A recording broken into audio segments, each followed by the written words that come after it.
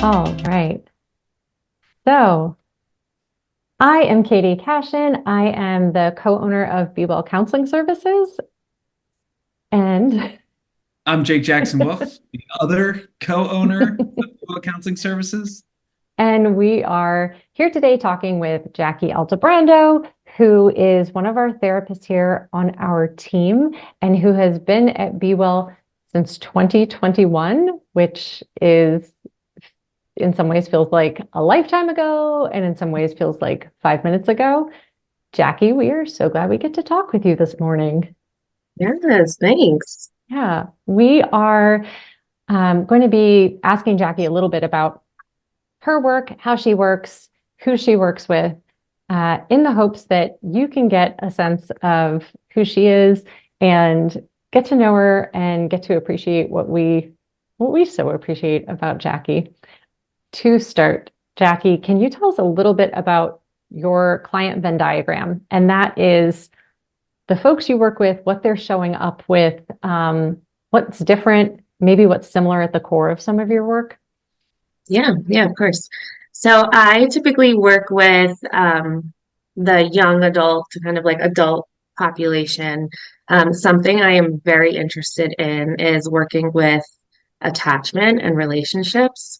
So kind of wondering how some of your early relationships or, kind of like relationships throughout your life has affected kind of how you are presenting now, or just some of the things that you're coming in with. How have those relationships impacted that? So, doing some of that work, really enjoying working with those coming in who are highly sensitive and those who deal with people pleasing.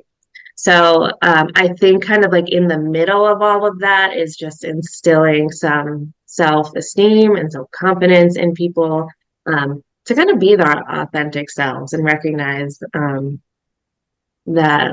worth in a way. And then I think kind of outside of that is just generally working with anxiety, depression, life transitions, and then a little bit of new mom stuff and how that affects your relationship with your partner. Because it does. It does. Awesome. Yeah. Jackie, what feels so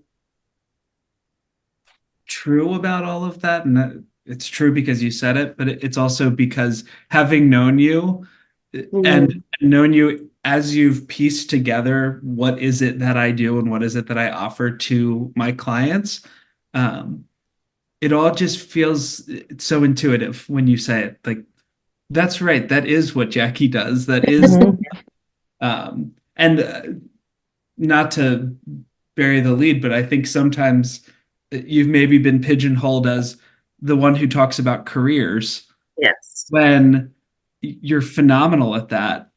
But Yeah. that's kind of here. And then everything else that you said is it probably what's been there all along, Yes.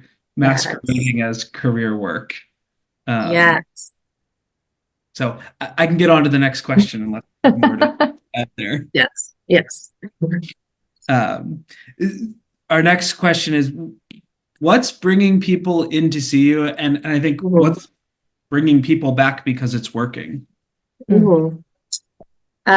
So I would like to say what keeps people coming back is my fantastic sense of humor.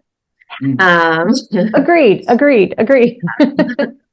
um, but on a more serious note, I think even some of the feedback I've been getting lately is just giving people space um, to kind of be and to feel like you can share what you're sharing and, not being judged. And I think something that I do is I focus a lot on the relationship, like through, especially in the beginning, but throughout, because I know the power of connection with someone else can have.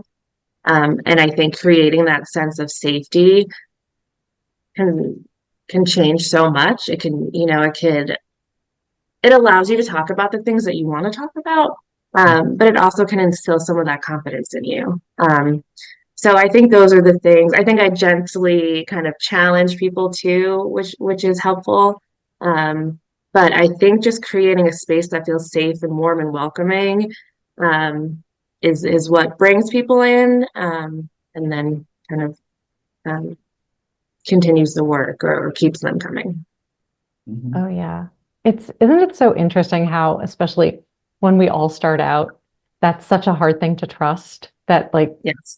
that space making that we're Mhm. doing and we're looking for the right intervention, we're looking for the right modality.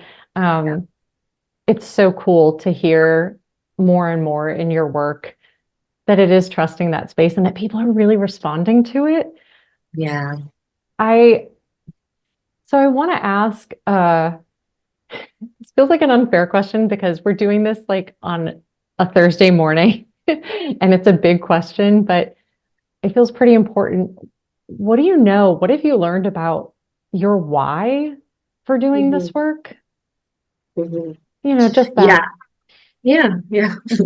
I think I've done a lot of soul searching to get here, actually. Mm, So I think that this is a setting that allows me to be authentic. Like I truly feel like I could be myself when I am sitting in a room with a client or screening mhm, with a client. And I think being a therapist is a part of my identity that I'm actually really proud of. Um, and then I think aside from that, just think people are so interesting. mhm, And I think that I have learned so much from other people. And talked about this before, it kind of helps me open my worldview a little bit. mhm, And I think one of my favorite parts too, and this is a big why, is it's really important to me that people don't feel alone. And I think sometimes, you go through seasons where you might feel really isolated. And I think to be someone who can say, no, like I see you and I hear you and what you're going through, like I'm here with you. Um, I love that part of the work. And I think seeing people grow and I think seeing people accomplish their goals, it could be so rewarding. And I do feel honored that, um, I'm part of people's journeys and can help them. Again, it goes back to the first question, kind of instill that self-esteem and confidence in them, yeah. um, Mm, to just feel like they can be their authentic selves. mm. Yeah. Jackie, you and I had one of those drop-in conversations Yeah, at the that's what I beginning was of this thinking about. month. Yeah, Uh-huh. about just how cool people are and Yeah. how in 1 hour you're talking to an artist, and the next hour you're talking to a scientist, and Yes. the next hour you're talking to a mom who is learning what that means to be a mom and a scientist at the same time. Or Yep. we were talking about how then you end up rarely at a party. I say that because I'm not likely to end up at a party. Same. And someone starts talking about something, and you're like nodding along, thinking, yeah, I know all about this Yep. really complex scientific discovery Yeah. because the person who did it is sitting on my couch last week, or the person who teaches about it. And it's just such a neat insight into people's worlds. And, True. and we talk to such varied people and such a diverse group of people every day. Yeah. Um, we've been alluding to the therapy room and being in that space. Mhm. Talk about what a session with you looks like. Give people Mm, a bird's eye view of what it's like to sit across from you. Yeah. Um, so I like to think and think I come across as pretty laid back. Um, so my sessions aren't super, super structured. I usually kind of start with a check-in, um, and kind of a recap of the week before. If the weather's really nice, we'll usually comment on the weather as a little like, let's warm up to each other. yeah. Um, other than that, I ask what the client wants to start with.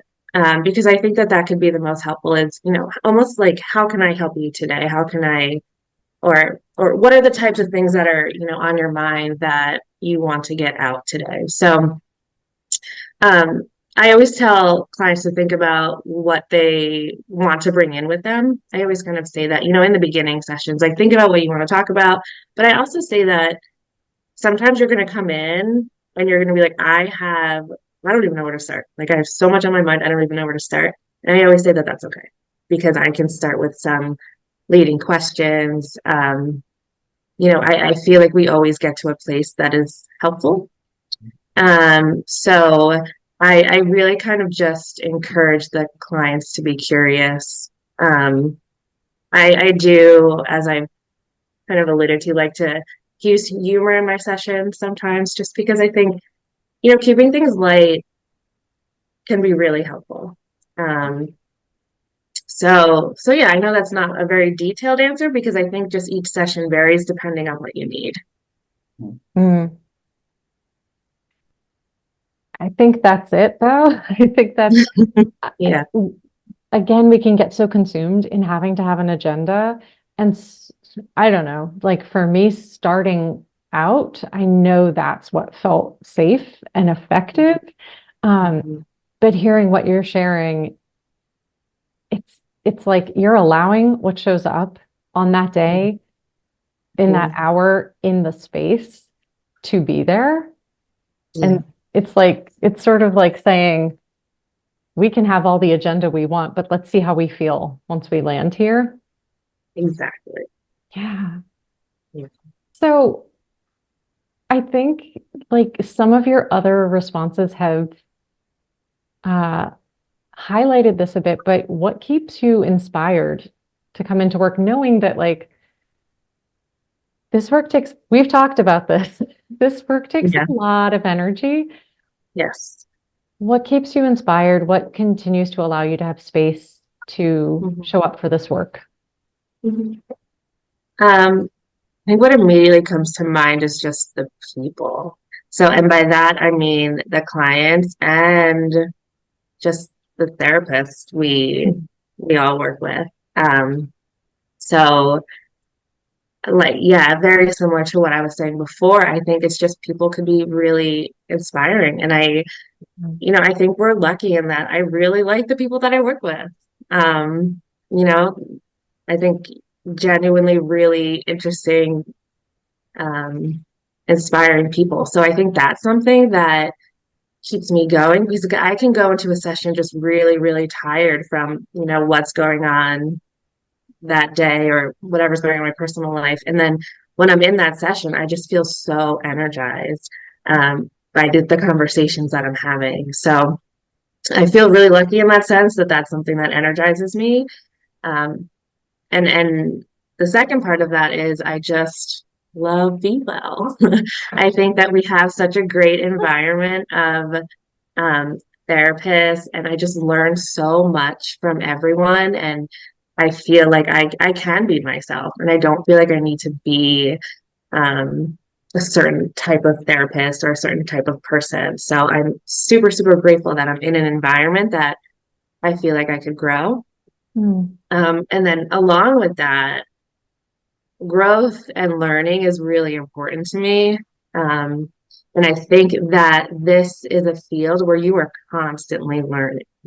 There's just so much that you can learn, and which could be overwhelming at times because I know, when I first started out, it's like, how are you supposed to know all these things? But now I kind of see it as more like, wow, like there's a lot of things that you can learn. I think that there's a lot of creativity in the work that we do. So I like that every day can look different, and you don't have to use the same kind of techniques over and over. So I think just a combination of being able to be myself, really enjoying the people, um, and learning and creativity is something that makes it something that I love to do.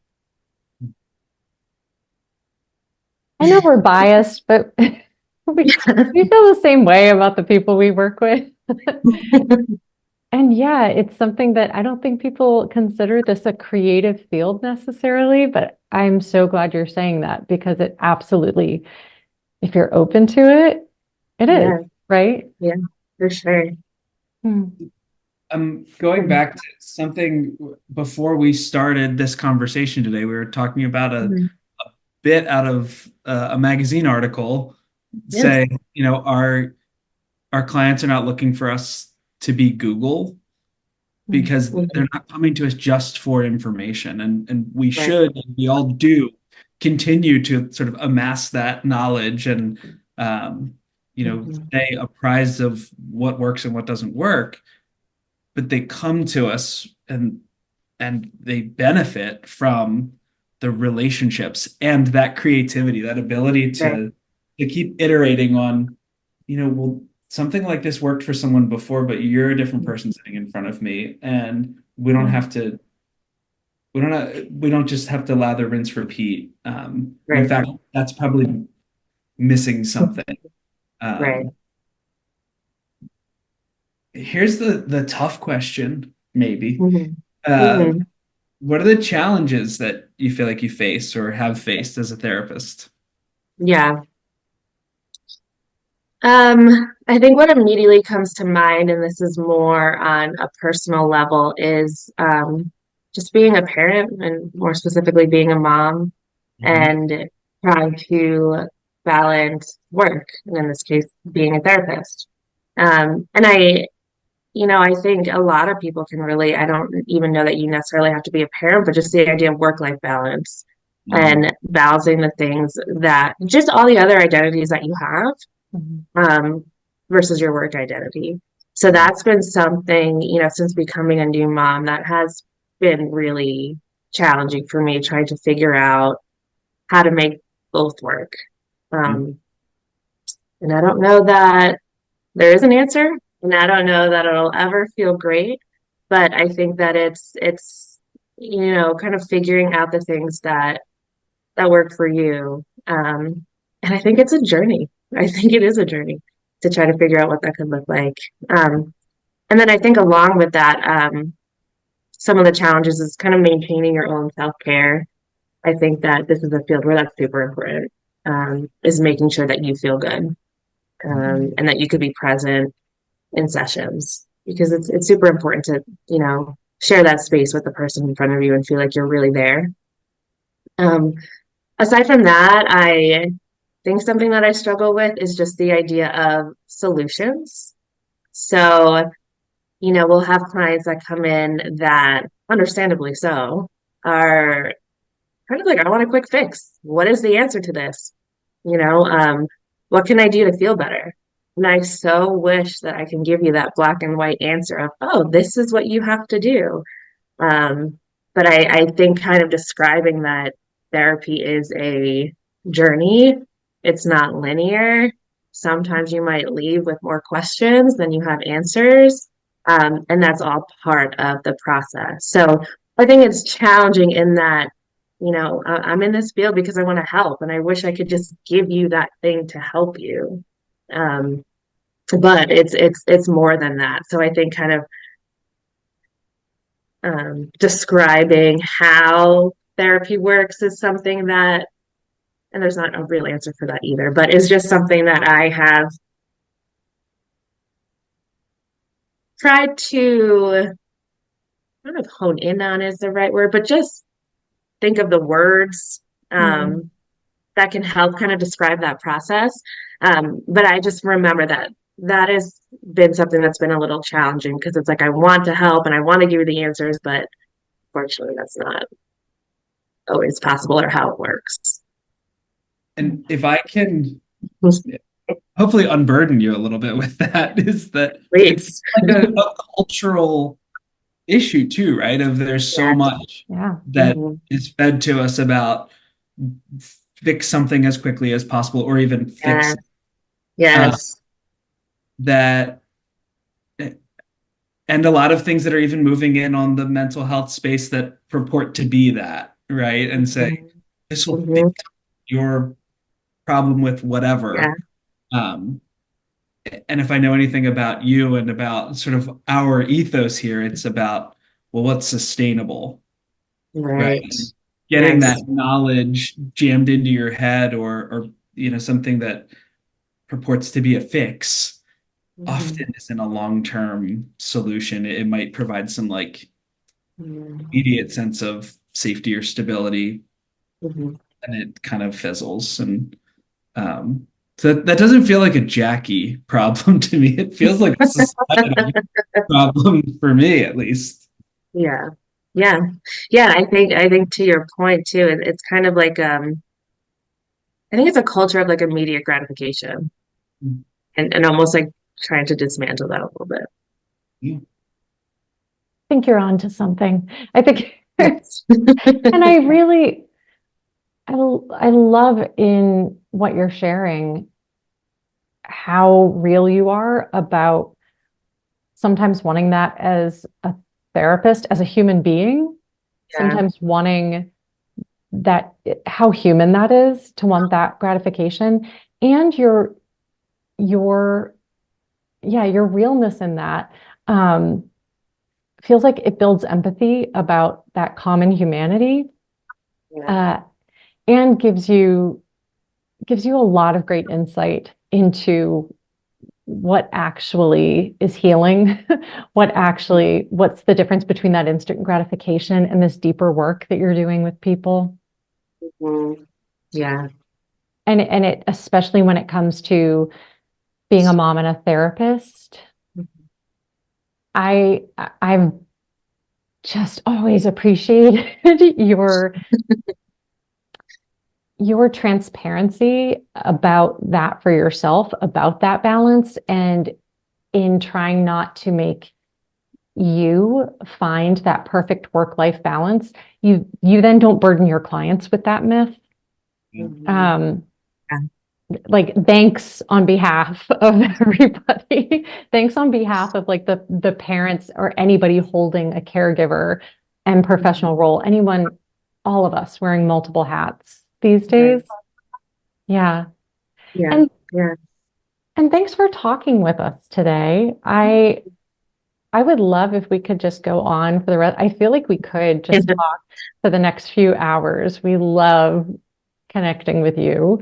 Um, and are so glad that more folks are going to be able to get to know you and learn about you through this. So, Jackie, thanks so much. Yes, thank you. I'm grateful to have this opportunity to kind of share a little bit about myself. Yeah. And Why if didn't folks, we do it sooner? why didn't we do it sooner? Time. We have multiple roles. I know exactly why. Because nothing is instant here. Um, if folks want to get to know more about Jackie, reach out to Jackie. You can do that through our website. She has her own full, beautiful page. Also, you can email her at jackie@bewellcounselingservices.com. You can also call us. That's available on our website too. And we hope that you will. All right. Thanks, everybody.